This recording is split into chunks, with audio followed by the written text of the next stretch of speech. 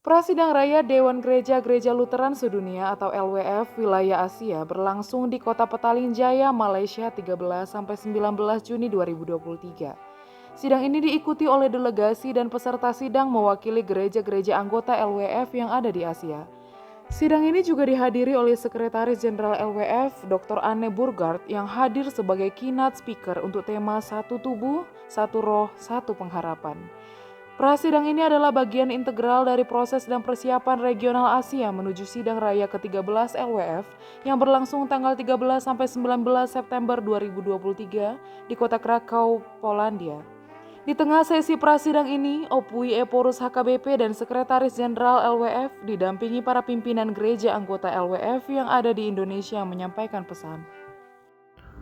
Thank you, Honorable Lutheran World Federation General Secretary, Reverend Anne Burkhardt, the first female General Secretary of a communion which has 77 Lutheran members around the world. We are very happy to have this moment with you. Behind you, behind me, are leaders of Lutheran World Federation churches in Indonesia. It is good to be here with you at this pre-assembly of Lutheran World Federation in Selangor, Malaysia. We are grateful for your sharing yesterday on the theme of the forthcoming Lutheran World Federation General Assembly in Poland, which is one body, one spirit, and one hope. For us, what you shared yesterday is an important and fundamental preparation for us to go to our Lutheran World Federation General Assembly in Krakow, in Polandia, in September this year. Would you please share some of your thoughts and hopes as we head for Krakow, Poland? Well, thank you very much for this question, and it is wonderful to be together with you here. And I would just like to start with the words with which I started my presentation yesterday from Psalm 133. How very good and pleasant it is when brethren live together in unity. And I think unity is one of the main messages of our assembly theme. One body, one spirit, one hope. We talk a lot about unity and reconciled diversity in the Lutheran World Federation. And the emphasis is on the word reconciled, because there can be unity in diversity, but this does not necessarily mean that the differences are really reconciled.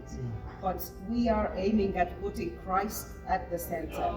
And when we put Christ at the center, then we can also live with each other's differences and accept them, as long as the core of our faith stands fast. And when we look more precisely at the assembly theme, it asks us to reflect what are the spirits in today's world that work against unity. What are the bodies that we as body of Christ should protect or pay special attention to?